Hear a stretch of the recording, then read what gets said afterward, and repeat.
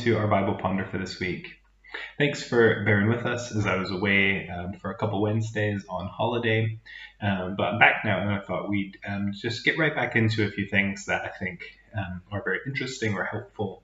And this is one of the ones that's kind of more about how we interpret the Bible as opposed to maybe looking at a specific Bible passage. But I think it's something that's helpful, and maybe it's something that you've asked yourself before how this thing kind of works, or maybe you've even dipped your toe into the pool that is translation and what we call word studies.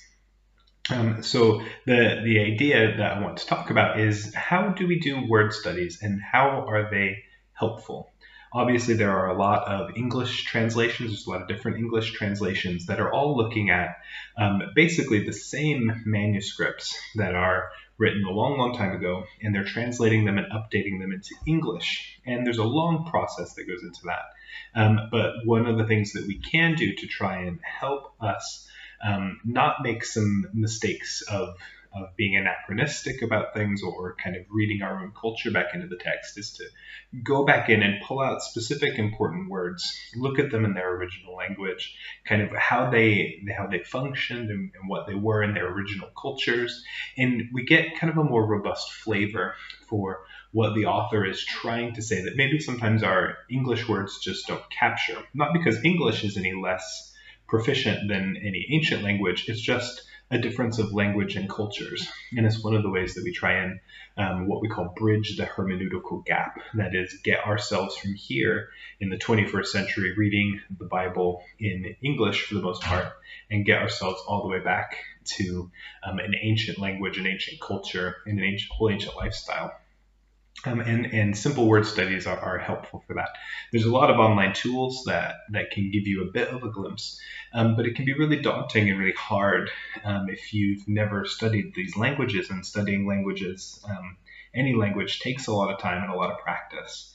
But when you are listening to a sermon and you hear myself, Alistair, or any other preacher or minister bring up word studies or talk about them, I wanted to give you a bit of an idea of what we're trying to do. So there's a couple of ways that you go about doing this. A couple of quick things just to note. The Bible is written in a couple of ancient languages. The Old Testament, or the Hebrew Bible, as we call it, is written, as you might have guessed, predominantly in ancient Hebrew. There are a few snippets of Aramaic in especially the book of Daniel is where we find most of them, but in a couple of places. But it's not very much compared to the overall amount of text that's written in ancient Hebrew, which is quite a bit different than modern Hebrew. The New Testament is written in a form of ancient Greek. There are kind of several types of ancient Greek, just because of the amount of time that there is of Greek history, in the same way that we have different kinds of English, and Middle English and Old English and Modern English. The New Testament is written in what we call Koine Greek, which means common Greek, and that's the Greek that was proliferating and spoken by most people in the Greek world, or even what we call the Greek-speaking world, around the time of Jesus in the first century. This kind of Greek is a bit more simplified, and it's written slightly differently than the older Greek, several hundred years beforehand, of someone like Homer or Plato or documents like that we have existing. Because that is, again, it's a difference of several hundred years. So it's not as if those changes happen rapidly, again, just like with English. So it's written primarily in Koine Greek, which is also quite a bit different than modern Greek. And that's basically the main languages that we have. There are a few places where you could maybe see a word from a different language that's been sort of morphed and brought into either Hebrew or Greek or something. A lot of times, actually, in the New Testament, you have Hebrew words that have been sort of transliterated, that is just sort of taken letter for letter, put into Greek. Because that's how it goes. You have some names that are somewhat different in Greek or Hebrew. All of that sort of stuff is at play there. But that's the main breakdown of the languages. So if you're looking at a word in the Old Testament, you're going to be looking at a Hebrew word, and it's quite a bit different of a language than sort of Latin-based, modern sort of or Germanic languages. Whereas Greek, you can see more similar bits to kind of English or especially kind of Romance languages like Latin or Latin later and then like French and things like that. It's a bit more similar. When we're doing a word study, there are a couple of things to be careful of. When you start studying these languages, you can have an impulse to want to look at every single word and try and find some kind of really cool nugget of information. And you look at a dictionary, and you look at the word, and you check all of these things out, and you look at the tense of it, and all of that. And you might try and make meaning where there isn't meaning. What do I mean by that? What I mean is sometimes a word is just a word. Sometimes the word for bird just means bird. And we don't have to find some hidden cool meaning in the Greek or the Hebrew where it actually means this, and in that culture it meant something special, and then you come out with some magical thing. We see some of that happen in sermons sometimes where you can be inspired by a minister's or a preacher's word study that seems really, really cool and intricate, and sometimes those are really on point. And we can try and do that with almost every word in Greek or Hebrew, and sometimes it's just not there. For an example, there's the word for the bird that comes and lands on Jesus after his baptism. It's a word that means dove. It could also mean pigeon. Doves and pigeons are very, very similar birds, and maybe even the same kind of bird. I'm not a biologist. I don't know all the differences. Doves are generally white, pigeons maybe gray, but it's the same word used for both in Greek. Is there something special about that? Probably not. It's just a word. It's a word that means pigeon or dove. We don't have to look for any sort of special meaning in that, some kind of hidden thing.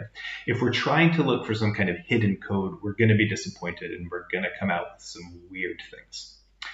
On the other hand, word studies can be really helpful because they can help us get at an idea of the background of a word that has come to mean something in our especially Christian context. So one of the ways this happens, and this happens in all the times in every sort of culture, there are words that we use because we all share this language that are words that just exist, but we use them and start to use them to mean something different. This happens all the time, especially really quickly now with the internet. A lot of different language proliferates really, really quickly. But for an example, we have a lot of Christian-y sort of words that didn't used to be Christian-y sort of words. They were just Greek words or even Hebrew words before that, but especially kind of Greek words. They were words that existed in their language and culture that then they used to try and convey their meaning when they were describing the events that they saw in the theology they're trying to write. And they become part of our theology. The one I want to kind of talk about is the word baptism. Baptism now for us, especially in English, has an exceptionally religious sense to it. You would not really talk about baptism outside of a Christian context necessarily. Maybe a slightly tangential religion that does something like baptism, we might call it that. But generally when we say baptism, what we mean is a ritual in which either a grown person or sometimes even a baby in some denominations is dunked in water, and there is a ceremony and a ritual around it to signify them coming to faith, being welcomed into the family of God. In our context in the Church of Scotland and in lots of other churches, this ceremony takes place with babies and young children, and it's done with a font and a sign of the cross and just a little bit of water and a bit of sprinkling. But that's what we mean when we say baptism, right? But the word for baptism in Greek, it is a Greek word that we've just sort of carried along with us through the ages, is the word baptizo, which is a verb that means I baptize. And that word existed before the New Testament. And it meant to dunk or to submerge in water. It was just a word that existed, and then it became used because when they baptized people in the first century, they would take them and dunk them underwater and submerge them. And that was the word they used. They called it baptizing because that's just a word. Does that make sense? But over time, it becomes something different. But here's where the word studies may be helpful.